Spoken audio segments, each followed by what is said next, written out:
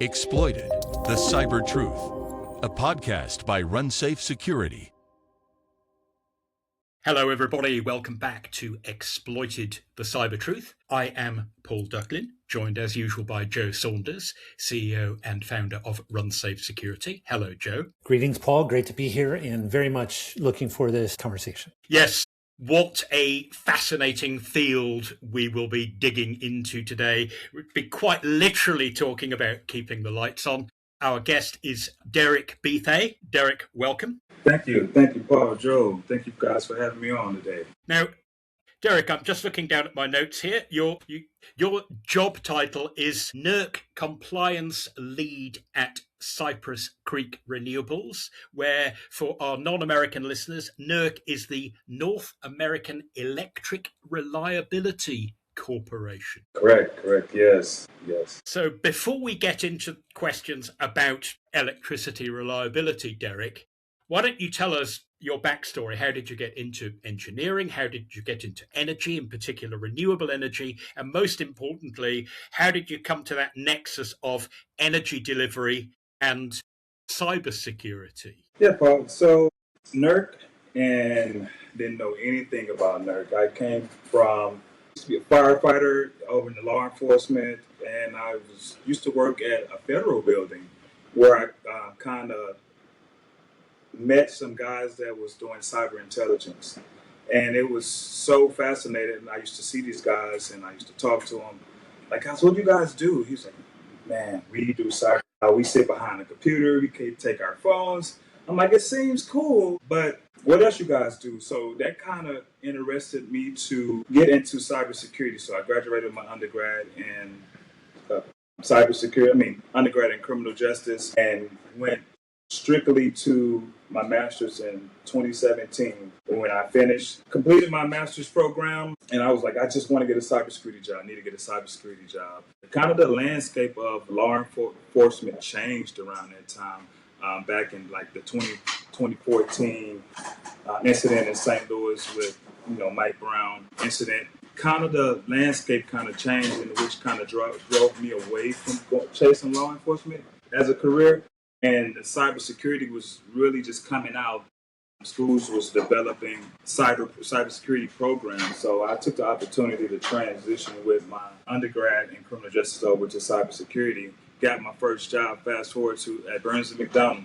Came in, had my first interview. And before the interview, I wanted to be proactive. I'm like, hey guys, is there anything you guys can send me before I come to the interview, before I start, I can start reading up on? And yes, my boss was like, my manager was like, sure, I send you the NERC SIP framework. Here you go. And I sent it over, and I started reading. I'm like, what is this? What is this stuff? Started my job. So you thought it was going to be coding and scripting and basically super hacking? Yes, coming in, I'm going to be hacking and penetrating networks and all of those technical things. And my manager at the time was like, you said you want to do cybersecurity. I was like, yes, you are doing cybersecurity. And I was like, no, this is not cybersecurity. I don't understand all of this stuff.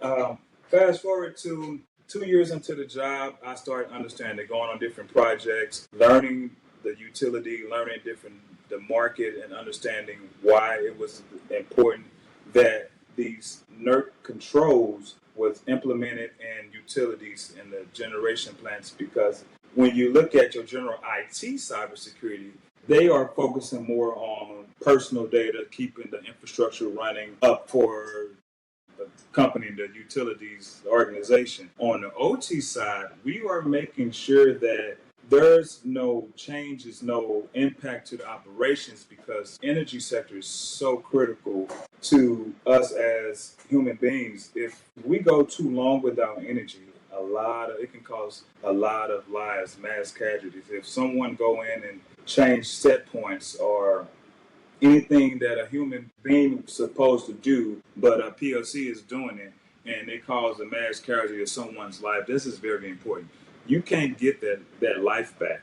However, I can get my Zoom back, right? Exactly, yes. Today, my laptop was down. I had to go into the office to get a new laptop, right? My laptop is replaceable. Just a drive in, replace my laptop. But life you cannot get back, or energy when someone's compromised your systems and you don't know what's going on or how they got in, then it's very important. So when I understood the why and the reason why my job is important, and it landed me here from working as a consultant, traveling to different organizations, helping with implementing different solutions, working through issues, understanding what the C-suite level is saying and what their mission and goal is for the organization and business need, and going through and helping those companies through those projects. And from there, went to Duke Energy, helped over at Duke Energy with several projects around the networking. That's when I got kind of technical around that point, dealing with the firewalls and implementing firewalls and reading firewall rules, learning about subnets, the Purdue model, right, of how we zone and secure the OT network and assets that's out in the plants and that you see out in the fields. Land me here to where I'm at today, where I've gained all that knowledge and I'm managing the program, implementing programs, leading audits, and understanding the deep framework of the why behind the NERC framework. And from there, I've surpassed this NERC framework, right? I'm looking at it from a bird's eye view, from an OT security as a whole, right? The NERC frameworks cover the NERC assets that adhere to the requirements. NERC requirements doesn't extend to your non-NERC sites, TG sites, and your DG sites where NERC controls doesn't apply. How do we protect those assets at those sites? So that brought me. Now, Derrick, it seems that one important thing in the energy sector right now is that, firstly, as you've said, this is quite conservative because safety is absolutely and all important, not least because water supply and wastewater processing depend on electricity. Hospitals depend on electricity. Basically, it's sort of the core of all of our critical infrastructure, if you like. And yet, in amongst that understandably conservative and long-lived background is a thrust towards renewable energy, which is where the energy generation is not available all the time, which also means that we're all fascinated and interested and find a lot of importance in energy storage, which is all quite new. So how do you balance regulating and securing OT stuff that's brand new with keeping the legacy equipment safe and secure at the same time? So yeah, when I'm looking at this new technology, right? New technology is great. The digital, just AI that's coming out to the environment, to the digital footprint. It is great. It can help with performance. It can dictate to you before a human knows when the error mishap is going to happen and alert you so you can get ahead of that issue before it happens and cause an outage or a performance issue. So that's great, but it goes back to how we are looking at the architect of how this device is configured, the security parameters around this device. What can this new technology do that's different from what the system is already doing? What is my risk, right? I'm looking at all the risks that I am going to take if I implement this new technology into the OT environment. So it's kind of the business risk, right? I have to look at what the regulators say around it, where they put all of these strenuous requirements around, hey, you can have it. However, you have to adhere to X, Y, and Z to it's almost, I'm going to spend out more money to maintain this tool than the tool actually costs to my environment. So why would I implement this new tool and I can keep this system that's working and is not too complex, but is exactly what we need is securing the business. I mean, making sure that we are secure in any manner that deviates from this new technology. Joe, do you want to say something about how you see that AI balance? Because I'm delighted that Derrick led off by saying one of the great things about AI is that it can help you process data faster so you can look for anomalies and react to them faster before they become problems. But there is a flip side to that, isn't it? That the bad guys can do what you might call vulnerability investigations much more easily if they treat AI as a super powerful search engine that lets them find out things that were generally considered quite hard to find in the past because they were, buried in thousands of pages of pseudo-confidential or complicated documentation that only the Derricks of the world understood until recently. So how do you manage that balance so that you get AI working to help you, but stop it doing you down at the same time? Well, first of all, we may need to launch a new AI chat program called Derrick GPT if we really want to account for all this. Just kidding, of course.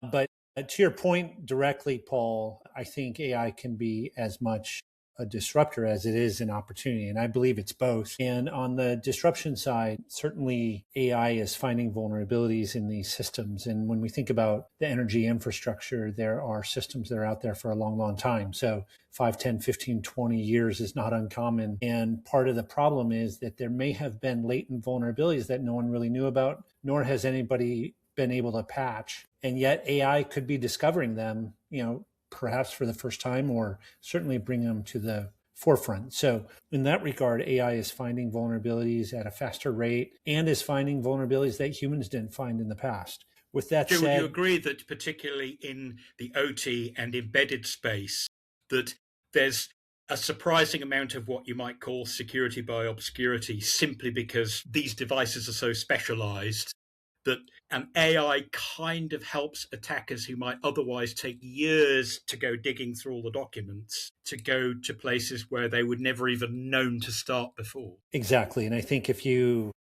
get exposed to the OT environment, and especially in the energy infrastructure, there is a kind of a lot of deep holes you can go into and a lot of old systems you can uncover.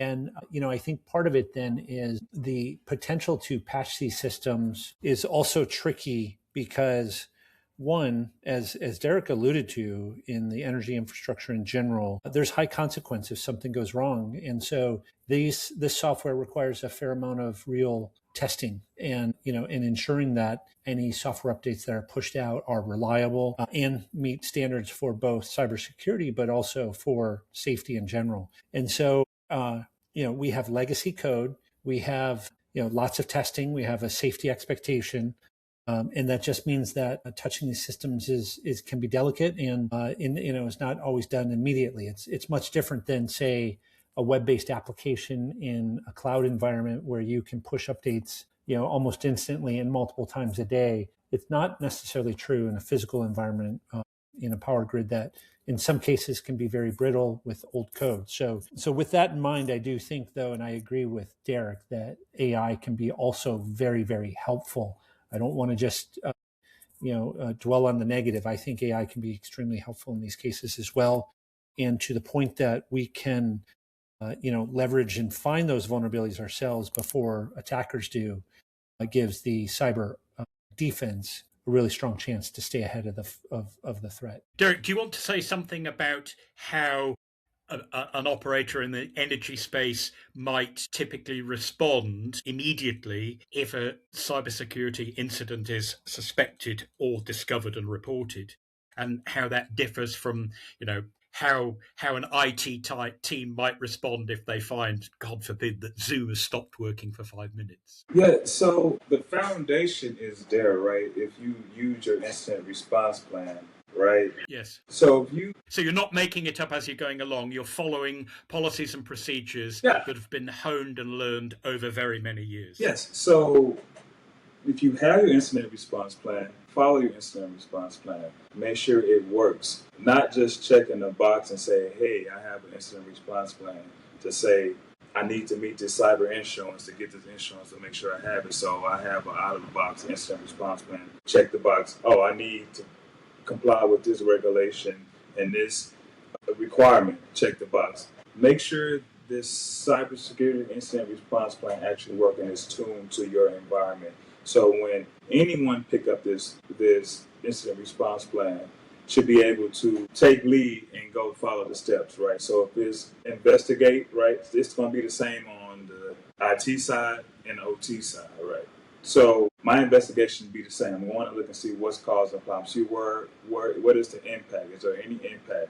So I'm doing my initial investigation, which what you would do in Zoom. Your IT, if Zoom goes out, you reach out to your IT department, submit a ticket, someone to call, they come in, investigate what's going on with Zoom. It might be you need to go clear the cache, might need to delete it and reinstall it, and it works. OT side might be the same thing.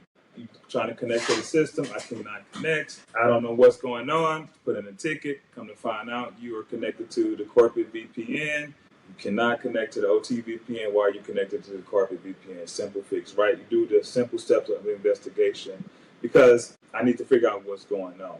Now it depends on the impact as to what's going on and who are the key players that get involved. If the whole 15,000 employee company Zoom goes down, they lose their whole infrastructure. Of course, instantly, there's going to be a lot of key players in play because I'm losing business, I'm losing productivity right now, so it's important to them. On the OT side, hey, I done lost a site right now. My whole site done went down. I have no visibility to a site, one of my 200 megawatt sites that's generating revenue, great revenue when it's up and operating. So now that's a big incident. I need to see what's going on. So I'm doing my initial investigation as the operator make the initial call, comes in, get the right parties involved, which pretty much will be the teams that handle the security.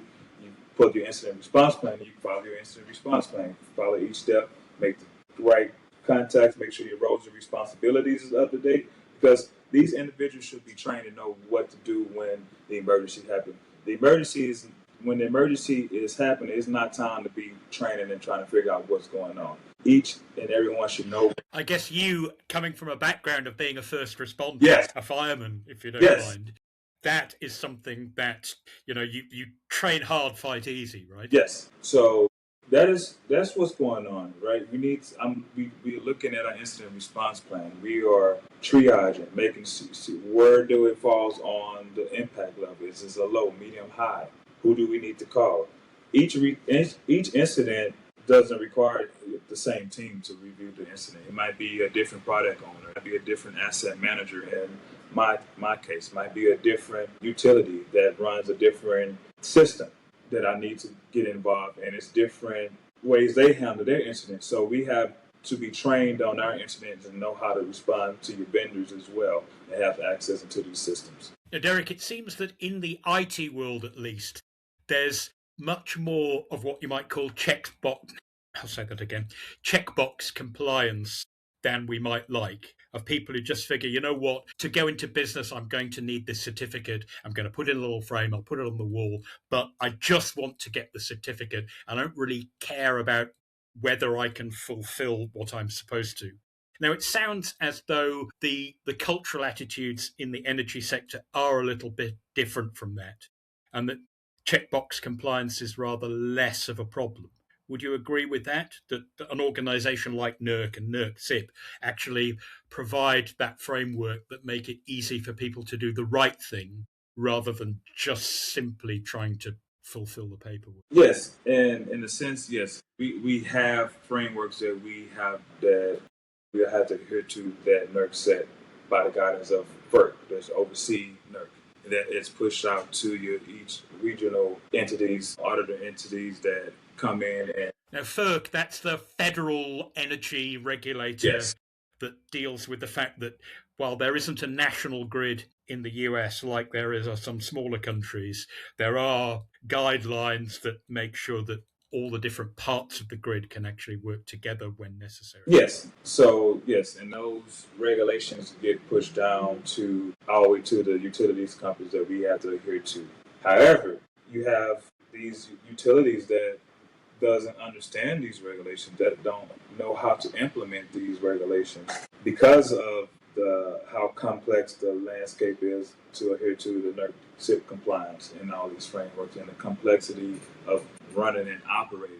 A lot of these companies doesn't understand until they get hit with that cybersecurity incident or they get hit with that. Is that because they're small and underfunded and working on very thin margins? I just don't understand the penalties that come behind not adhering to the regulatory requirements are that cyber incident when you are compromised and you are shut down and you're missing contractual agreements, or you not able to get that power to the grid. So that's when companies or organizations say, hey, we have a gap here that we need to fill. It's the organization just sometimes doesn't understand. It's the complexity of it. So yes, NERC provide the guidelines. However, sometimes in the industry, it's hard to apply those guidelines and implement them into an already complex environment. And if people constantly changing and moving and roles expanding, leaving, parting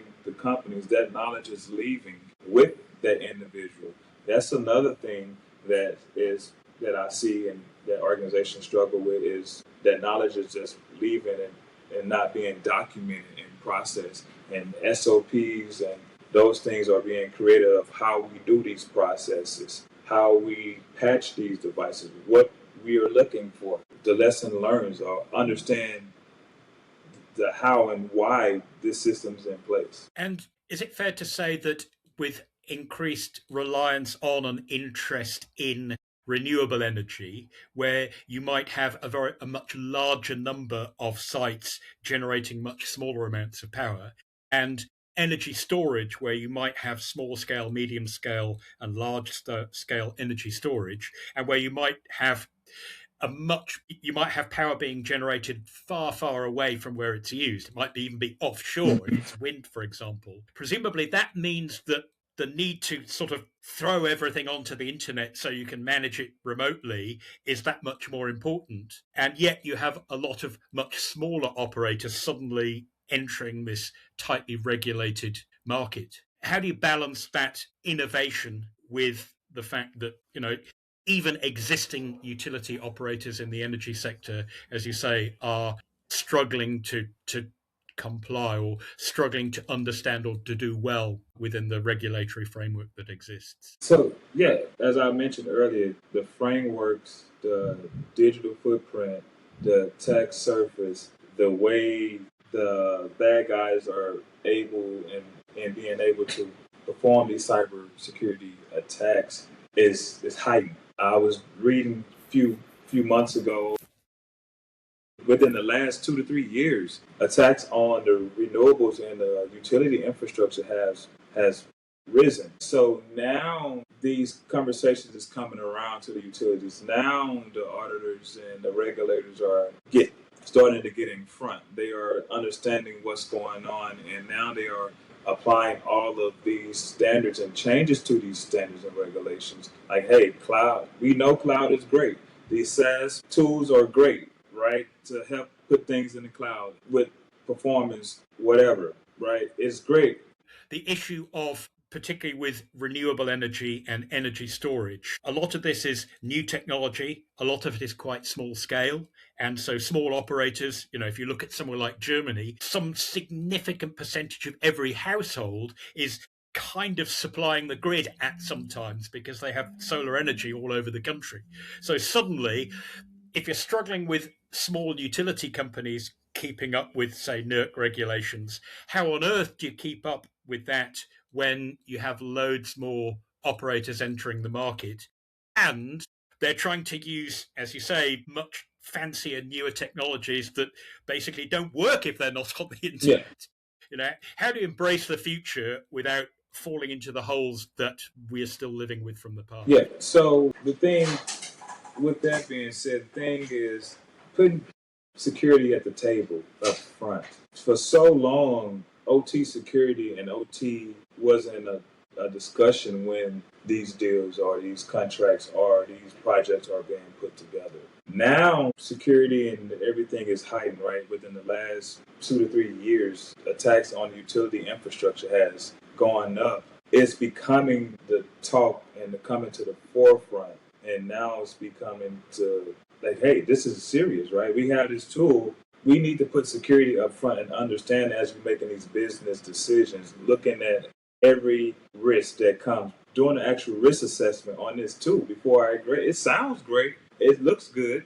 But have you really looked at what risk that you're going to inherit when I bring this tool or integrate this new tool into my environment? which is still behind, right? We still so complex, and we're just now allowing cloud into the environment. Now you have AI that's coming in the environment. Now we have to understand, what is this tool doing? What is the capabilities of this tool? So you getting the right and paying for the talent, the engineers to come in and retain to help build these systems and maintain them and understand it and teach others and not gatekeep the knowledge and leave and go somewhere else and not document all the work you have put into tool to make it work, and you just leaving it. So with that being said, security up front. We need to get security up front and looking at it and getting more individuals like myself, professional, that knows and understands the complexity and understands that I cannot just take a traditional IT scanning system, active scanning system, and store it into an OT environment because I don't know what's going on over there. So this is the way this is how we do it in IT, but this is the way, and they apply those same principles to OT. And then now you broke the system, you don't understand what's going on over there because now those scanning is done shut down your operations on the OT side. Joe, this is essentially in 3 words, security by design, isn't it? Where the vendor decides that they're going to bake security in right from the very beginning and not try and fit it afterwards. But there's an important flip side to that, isn't there? Which is the secure by demand, which is not necessarily, well, obviously there's the demand of the regulators. Thou shalt do this, thou shalt do that. But there's also a sense of the purchasers, the people who are building new power supply facilities, such as a wind farm or a solar farm, actually saying to their suppliers, if you don't have secure by design, then you are not going to get the business. And do you agree that, well, it's all right. I guess that leads to the question, well, who pays? Does the secure by demander have to say we're prepared to pay extra? Or do the secure by design providers need to say we consider this a minimum standard? Or is the truth somewhere in between?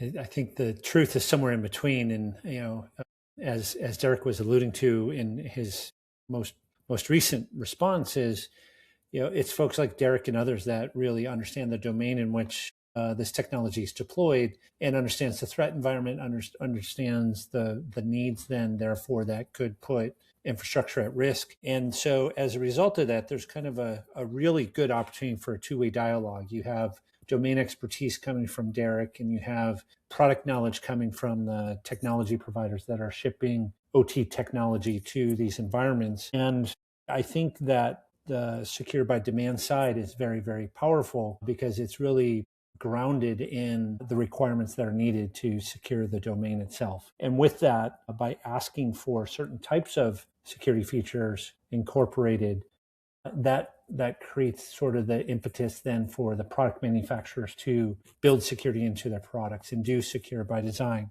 And so I do think the burden falls on both sides actually, and it's really the communication between the two. And ultimately, if it's a competitive environment where there could be multiple technology solution providers, I believe that the operators will choose those that have security, all else being equal. And so I think security is a key discriminator. I think it's important. And I also think it's a differentiator for the solution providers ultimately. And they ultimately want to listen to their customers who are demanding more security to be incorporated into the products. They don't listen to their customers. Eventually, they're going to have to listen to the regulators, aren't they? And we've seen, like in the European Union, the Cyber Resilience Act kind of coming at this from here's the stick to go with the carrot. Like, we want you to embrace security. If you don't, then there may be liabilities that you did not suffer in the past. So it's exciting times, aren't they? Yeah, I think CRA in particular is very interesting to create both that carrot and that stick, if you will. And they both are needed.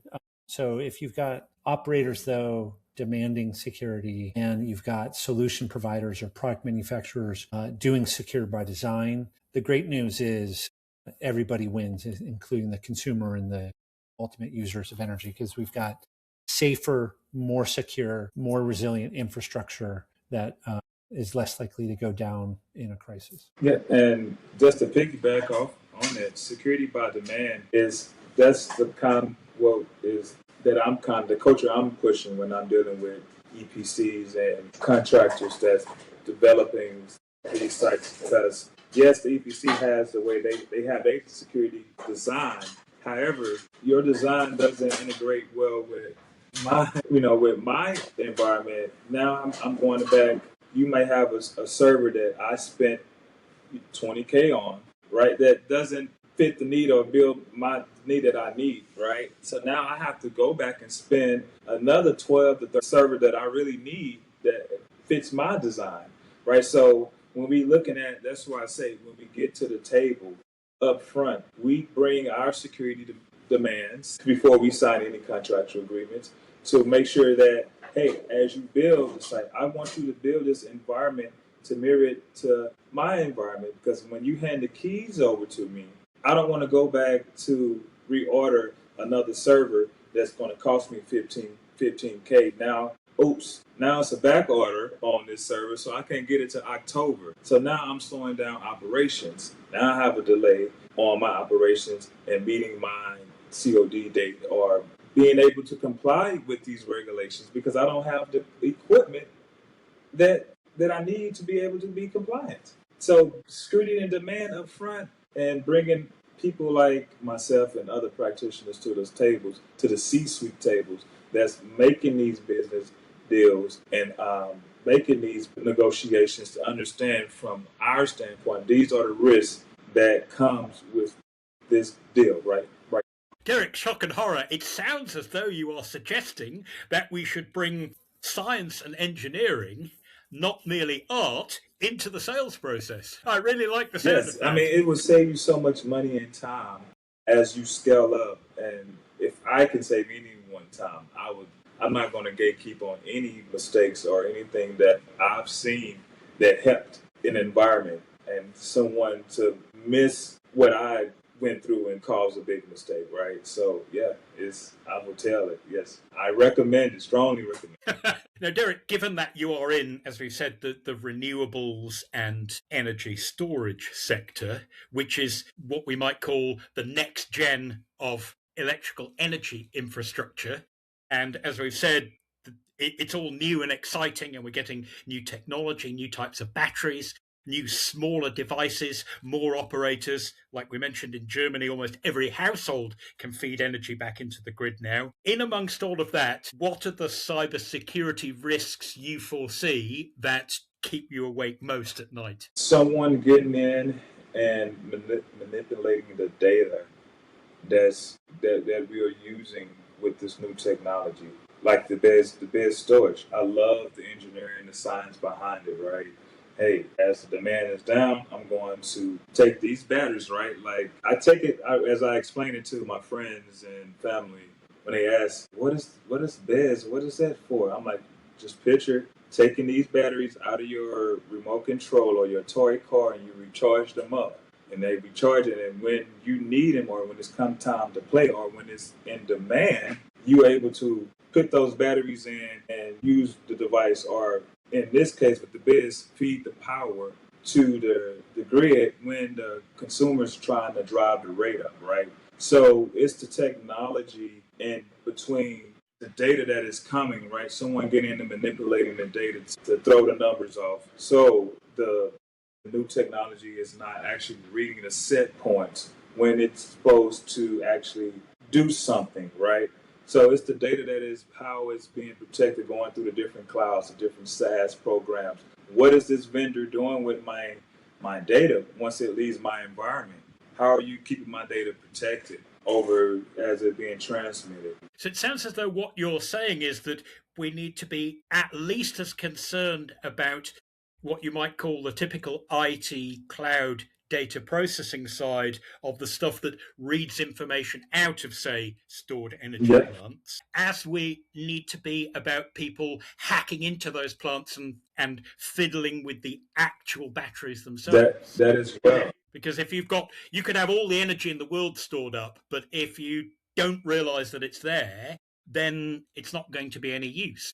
Or if you inadvertently call upon some stored energy where actually there aren't enough joules left in the system, then you're going to be sunk. So it sounds as though there's a whole extra area here, that it's not just about protecting the OT devices themselves, it's about protecting the automated decision making based on the data that comes out of those devices and those plants. That feeds into the controller, right? That brain of the site, right? So we want to make sure we're feeding the right data so it can action when it's supposed to action, when it's supposed to do something. Or just making sure that this new technology integrates in your system, that you have every aspect of it checked, making sure, hey, and before I integrate this new technology into my whole environment, I'm going to just pick a region.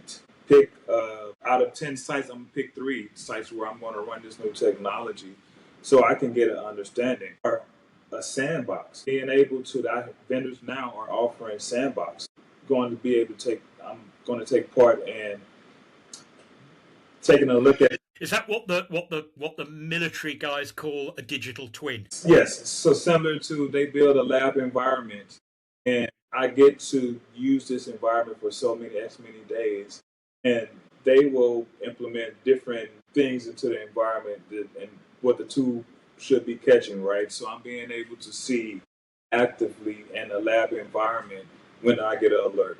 What is the alert? What is going on? What is it saying? Making sure that this tool integrates and I'm getting the best bang for my bucks for the tool. It integrates, looking at what can this tool do? Can it come send a command over to another system and cause it to trip and offline? The relays a trip offline, right? So actually understanding what this tool is doing and making sure the data that is feeding into this tool is protected as well, so no one can go in and manipulate the data and change the set points of when action is supposed to action. So that's a sort of safe way, if you like, of making sure that the secure by demand demands meet the secure by design provisions, and that both parties are basically singing from the same hymn. Yes, all of you. So if my environment, if I say my cyber hygiene is every system that have the capabilities must have MFA, multi-factor authentication, right? I want to make sure that your tool or your system also meet that requirement or can have the capabilities, right? So I want to look at what is my design of my environment and making sure it matches with your environment, or we need to design this out together or see how we can both make each other happy at the business table when we make these business deals. So once I get this product that you were building for me, that it integrates properly, I am not fighting with the engineers to get credentials to firewalls, to make changes of wires in their possession. It's a lot of things why we need to be at the table up front when we're making these decisions on these deals out in the industry or business deals, and how we are driving our decisions. For the C-suite leaders of today in critical infrastructure in general and in electricity supply in particular, in your opinion, what's the one thing they should start doing today, if they're not doing it already, when it comes to cybersecurity? Investing in your OT environment. This is what's making the business. For if you're in the line of business of operations, making operations happen, invest in your environment, making sure that you have a subject matter expert there that you can hold accountable and responsible for keeping you from having cyber attacks, making sure that everything integrates into your environment, making sure that you are really, really, really, really. Let me start over. I'm sorry. How long distracted me. So I understand the question, what the C-suite level people who are not doing today should be doing. Pretty much is the question, correct? Okay. Yes. So if C-suite is not doing this today, is spending money, understanding your operation technology environment, understanding your risk profile, understanding and investing in the tools, technology, the resource, and people, and training. So these individuals that is protecting your OT environment understand the tools that they're using, understanding the new integration of AI. How does AI help you?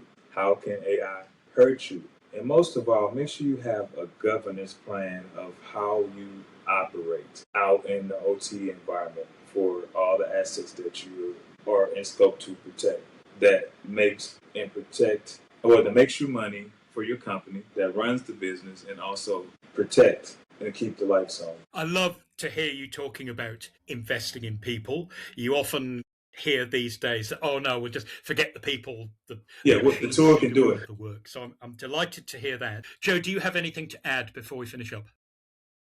Yeah, I'd just say I agree. The OT environment's a huge area for investment. And I think ensuring there's a dialogue between suppliers and operators, and in fact, sharing data, sharing information, whether it's with the software bill of materials or similar, so that both sides have a transparent round of communication, understand all the risk inherent in the technology deployed in this infrastructure.